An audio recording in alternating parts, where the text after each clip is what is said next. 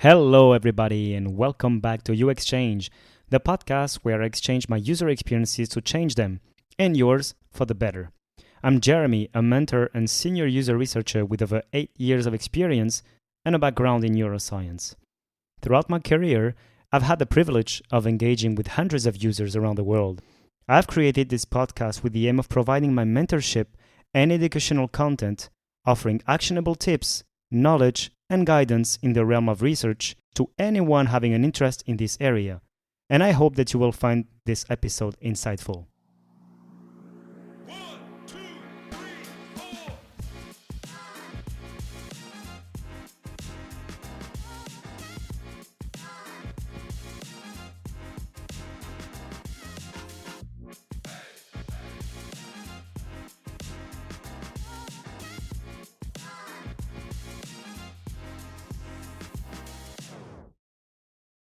Hello, everybody, and welcome back to the podcast. Very happy to be back, and today we'll be kickstarting a new episode, which is on a topic that is very dear to me, and which is atomic research. This is a topic dear to me because I discovered about this, let's say, over time as a professional user experience researcher, and I discovered the power of that, not only in user experience research, but in any kind of situation in which you're confronted with a problem, let's say. And so I want to expose to you why is it important, what can you do with that, and what are the variants of these, let's say, framework to see the world. So, what is atomic research? Essentially, atomic research is about breaking down the knowledge into its elementary constituents in much the same way we do it with matter, and we divide, subdivide, or conceptualization of matter, and we describe it at the atomic level. We can describe it at the atomic level. And so we have a similar framework to describe research insights. And so today, I will be describing how it works, why is it useful, but also what are some variants of that I never saw across in the literature, in blog posts, in articles, but that I'm adopting myself, and hopefully you will too, and hopefully this will help you. So, the most common way of seeing atomic research is, as I said, breaking down knowledge into its constituents. What does that mean? So when you do some user research, or you can also do some secondary research, which is a research that was performed by someone else that you reviewed later.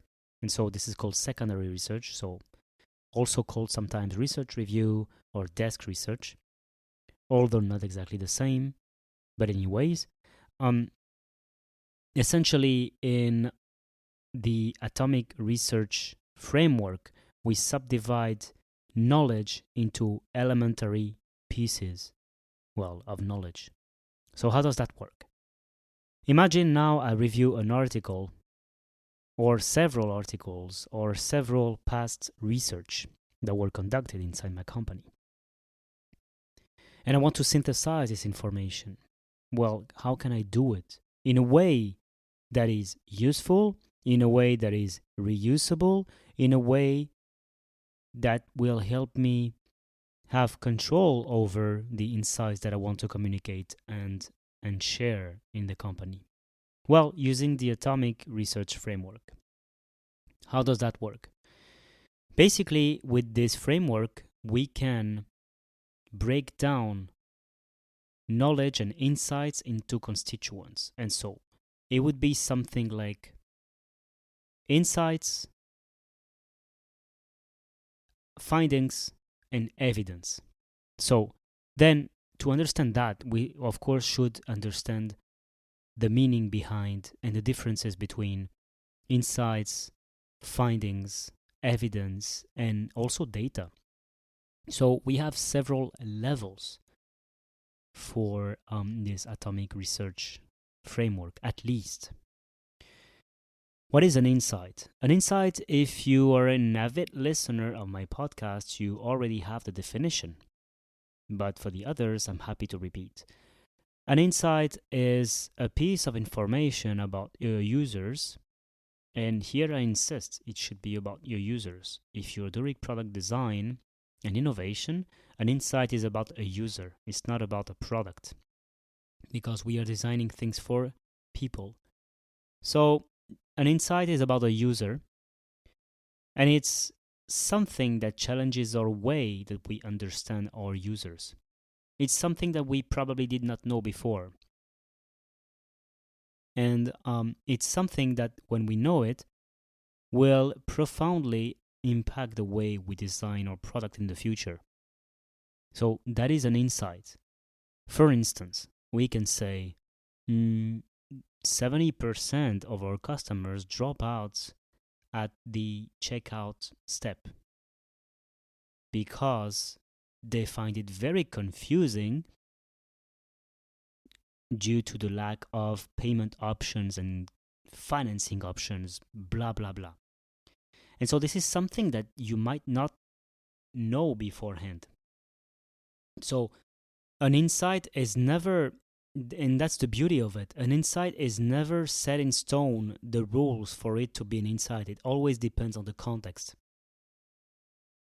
When you tell me something, I cannot tell you this is an insight, this is not an insight. It depends on what you already knew. An insight is something you learned. Some companies in the past I have been with called it learning. Yeah, I also like this definition. It's a learning. It's something you learn. So if you knew it before, that's not an insight. So it needs to be something new. It needs to be, and here some people might disagree, but for me, I put in the same basket insight and actionable insight. So it should be something that I could use to improve my product design process, to improve my product. And so when I say insight, for me, I mean actionable insight. But some people sometimes will refer to them in different ways, which is totally understandable. We can also imagine that we can learn something about a user and not do something right away about this. It's perfectly fine. So we have insights. Imagine I review a list of articles or past researches and I want to synthesize them, so I come up with a list of insights. Okay, so now I have my list of insights. This is not in itself useful, in my opinion at least. Well, in some cases it might, but if you just rely on that, more often than not, if you do research review, let's take the example of research review and then we'll adapt it for other circumstances, such as if you do your primary research. More often than not, people might ask, and you might also ask yourself, what is behind this insight? Why is it this way? What happened? And so sometimes you need to add what I call an insight description, insight details. So this is not in the main categories I shared before when I talked about the components of an atomic research framework, but still, I think it's important to have that. So if you sum up all your insights in a table, you have insight. It can be an insight title, So for instance, cart abandonment reasons. That's an insight title. And then you can have the insight itself, the one I just shared, for instance. 70% of our customers abandon the cart because they find it unintuitive, whatever. And then you have the insight description. Okay, what happened? What is the underlying information related to what you just shared? And so sometimes I also call it a finding or a list of findings.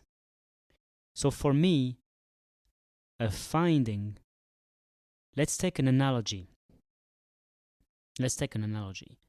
You're someone working in the mines, let's say, and you're digging for gold. You can find a lot of stuff there. You can find silver. You can find whatever, rare objects. So you find. But as long as you don't find gold, you didn't accomplish your goal. The goal of user research is to find gold, and this gold is insights, it's learnings. That's why we do research, is to learn about something. And so everything else, in my opinion, is findings. So if I say, for instance, most users left the cart, or if I say most of our customers are teenagers, whatever, this is a finding. It's a simple description, summarized description of our data. So it's one level of abstraction above data. I'm going to talk about data right after. So we describe with findings. But when you can explain what is behind a finding, so the why, some people say the whys, and I like this description, is the whys. You can have the what. This is the what. What is happening? But you don't necessarily have the whys, the behind a behavior. So once you pair the what with the whys, you get an insight. That's the beauty of it, and has the difficulty of it. We don't oftentimes have the whys. And in a world in which user research is absolutely not at the forefront of product design, it's really easy to get facts and to get behavioral data and to get the whats, but not the whys.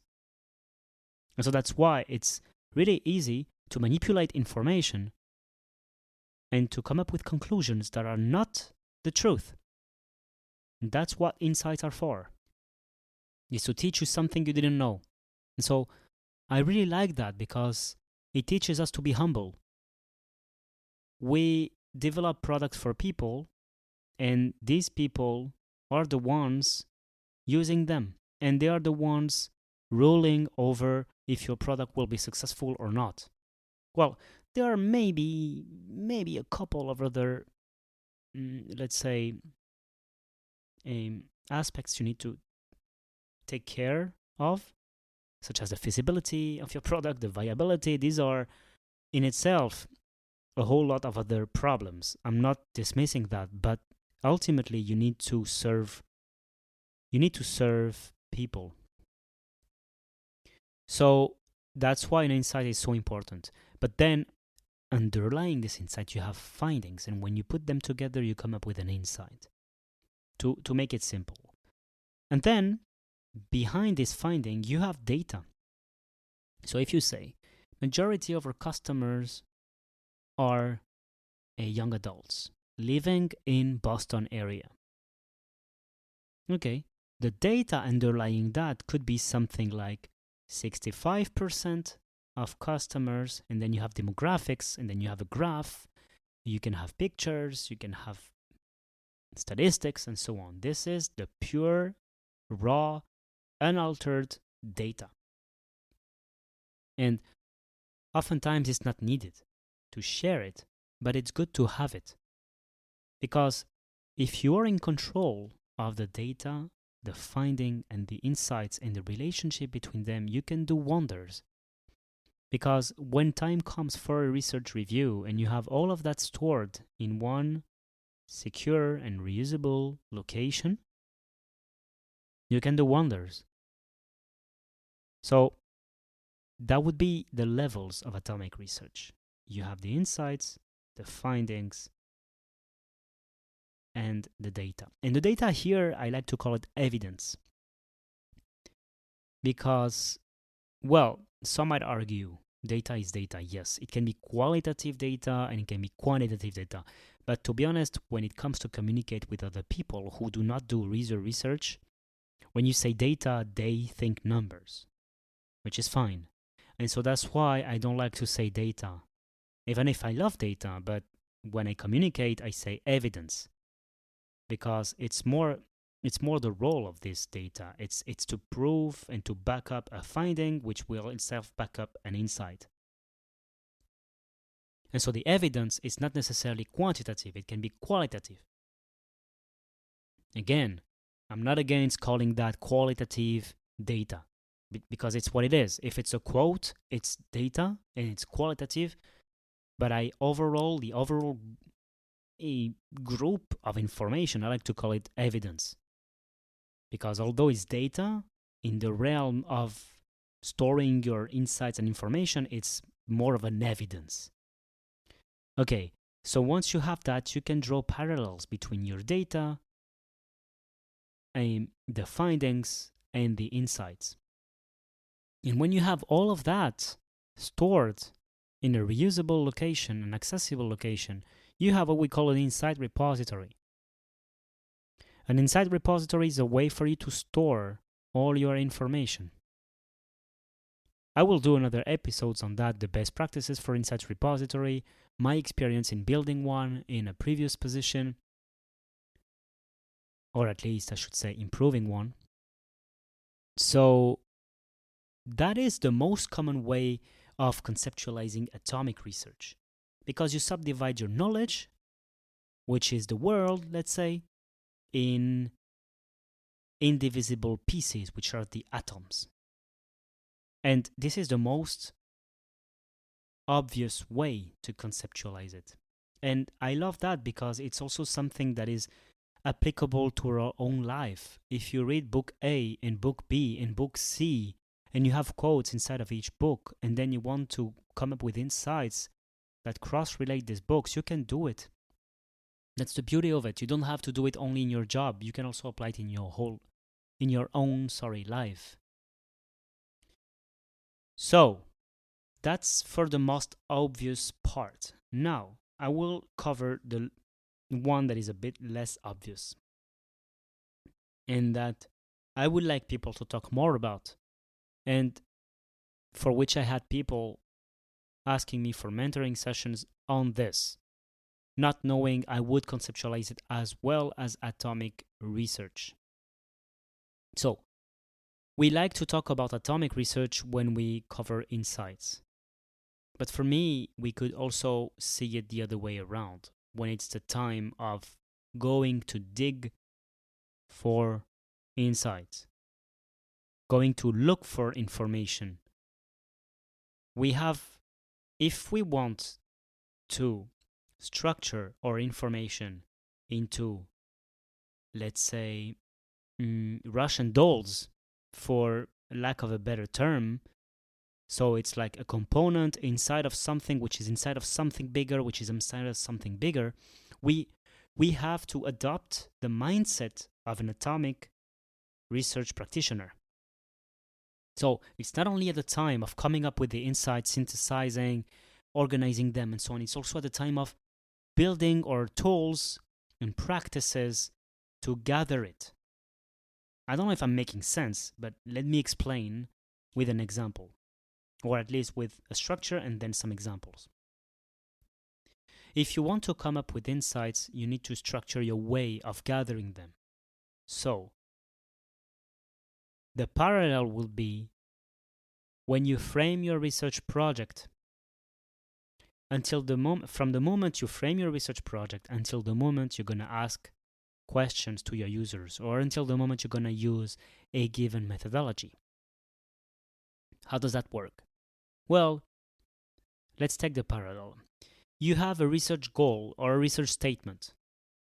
We want to understand why our users are not finding XYZ product on our website, so we want to characterize their mental models and test our navigation structure with card sorting and tree testing. That's a research statement. If you listen to my other episodes, you already heard about this.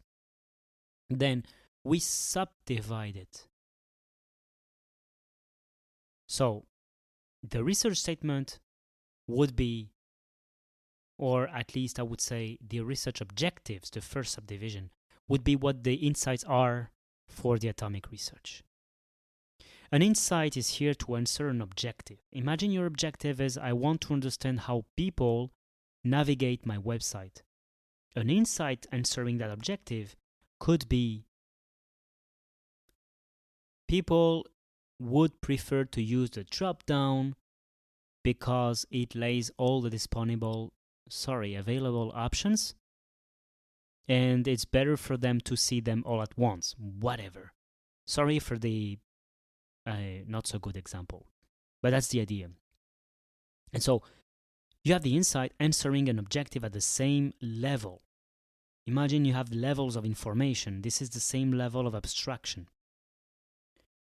And so if you want to come up with the same structure, if you want to come up with this structure of information at the end, you need to prepare for it. Sorry, I'm repeating it over and over again, but I hope my message comes across.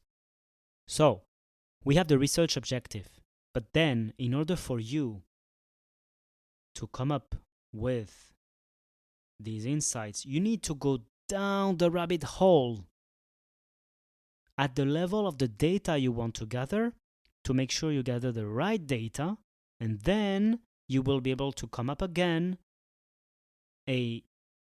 with the final insight. So it's like a diver, professional diver, who goes in the depth of the ocean to, I don't know, find something, and then he has to come back at the surface. It's exactly the same thing. It's progressive.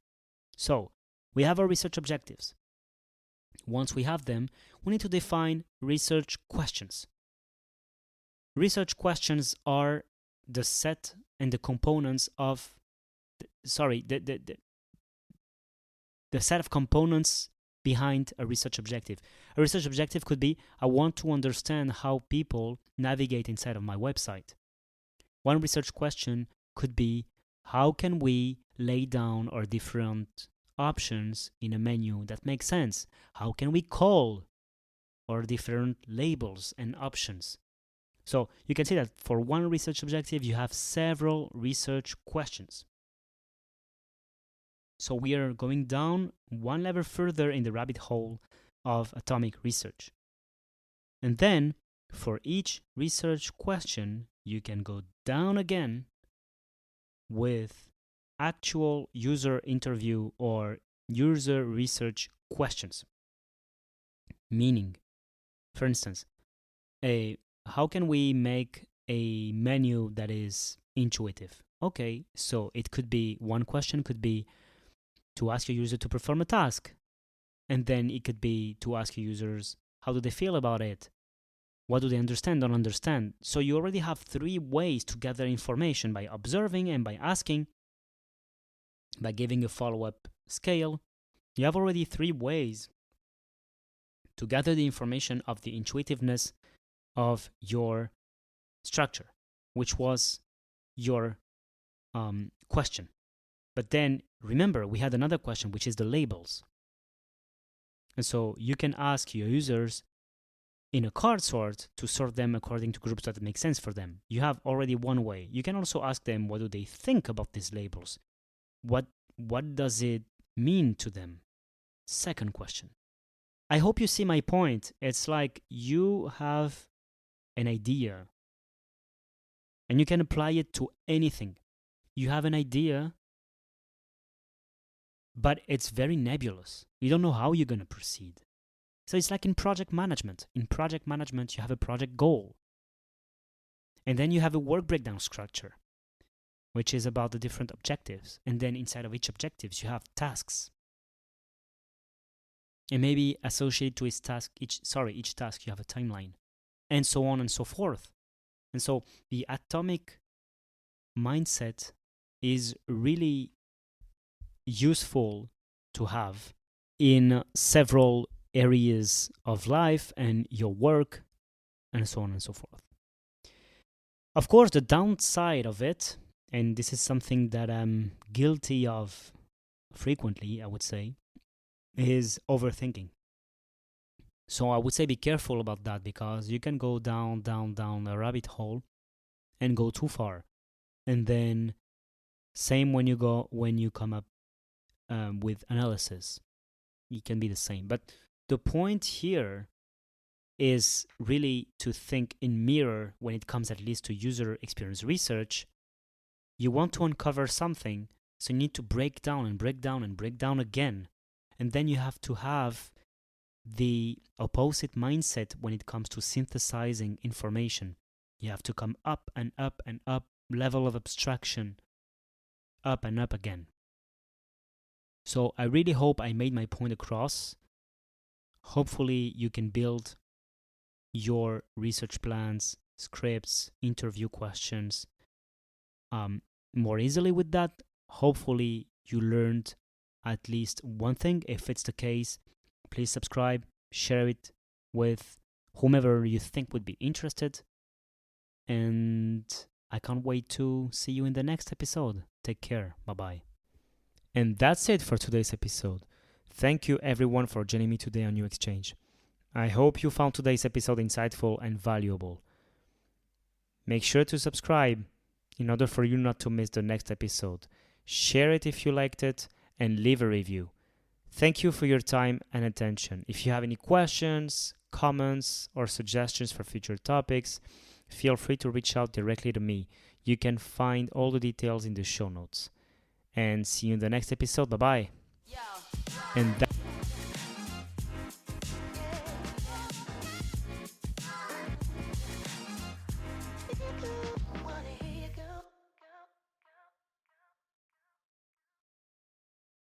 Yo.